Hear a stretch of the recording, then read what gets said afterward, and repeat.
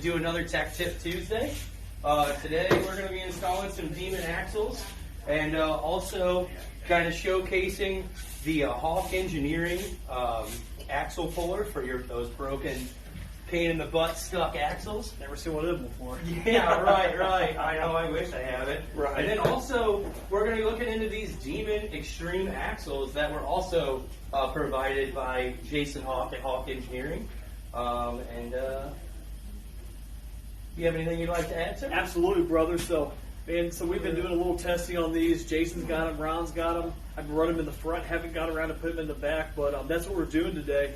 They're really resilient, great reviews, and I'm about to put them to the test in the back. Stay tuned for what's next. You gonna do some donuts today? I'm three-wheel drive. I can't. I'd like to. I'm gonna see how that works with that stage 4 up front. Yeah. We'll give it a test later. We'll see what happens. So we got Colton down here. He's removed the Rhino 2.0 from Zach's buggy. We're going to be installing, like Zach mentioned before, these Demon axles in here. Putting some anti-seize on it to hopefully keep it from sticking in that transmission. Other than that, I don't know what to say. And we put that anti-seize on there because if and when, hopefully it's not a matter of if, hopefully it is when, or whatever. Hopefully I don't break is what I meant to say. But that anti-seize really helps the axle come out in the event of a broken axle. Yeah, a lot of times they get a lot of rust and they get seized up in there real bad. And that's whenever something like this would come into play. Luckily on this particular job we're not going to need it, but this thing works perfect for when you have a broken axle and the cup stuck in your transmission. This lets you get in there and kind of slide hammer it out. Again, this is made by Jason Hawk. If you guys are interested in purchasing one, we've got one here and it's been working great for us. Let's move on in. Let's focus in here on Colton, and let's show the viewers how we get this axle put on here. So the big thing you got to watch out for are his bearings are a little bit seized, so the brake isn't wanting to come off as much. So you just kind of got to make sure that you're threading in the splines on the axle into the end of there clearly, so that it feeds all the way in. You want to make sure that you're not like some people just put an impact on and run it down. You definitely don't want to be doing that. You'll mess the whole axle up. So yeah, just make sure it goes in smooth. You can see where the axle's fully mated into there at the bottom. And then just get your washers on there. Tighten it down. And then once it's all tightened down, with them being a castle nut, throw a cotter pin through just to make sure if anything crazy happens that nut stays on and you don't lose connection with that. So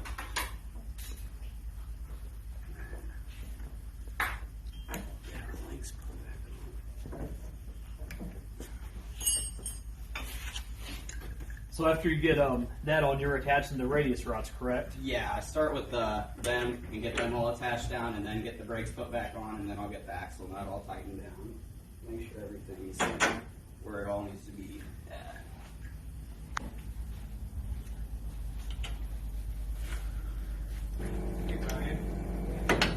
So when you're putting these in, it's very crucial that you put the brake caliper on first, right after you put in the upper radius rod, because you have to be able to get that in, because the lower radius rod, if you do that, it'll actually block the brake caliper from going in.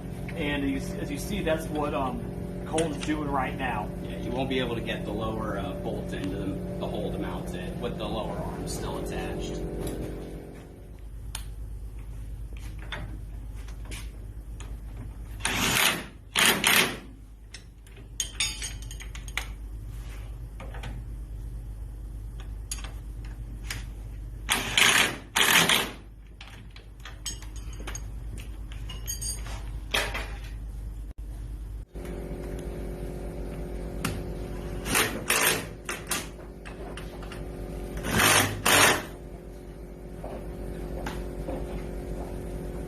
And anytime you have a caliper off, you want to make sure you pump your brakes back up so you have pressure back into them. So we got the brake caliper on, now he's putting in that lower radius rod. And it's like this on the rear because the radius rods front are a little bit different because you have A-arms.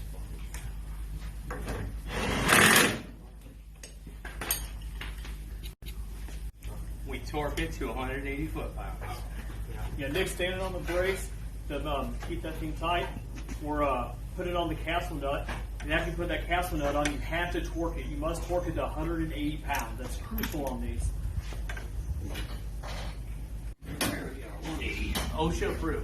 OSHA proof for sure. OSHA approved. Rolling away from the gas cans. I think it's not a Harbor Freight jacket. Yeah. I don't recall. All right, so we got the castle nut back on, and we're putting the cotter pin back in.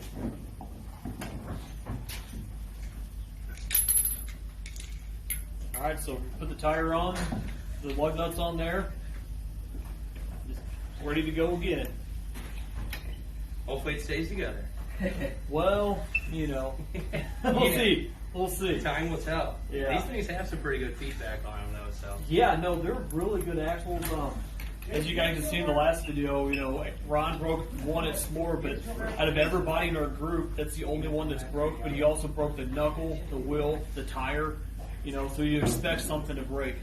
But we are really, really liking these so far. Like I said, Texas Tuesday, here it is. I'm Zach Nash, and that's Nick with St. Louis Powersports. Stay tuned. We'll see you on the trail. Thank you.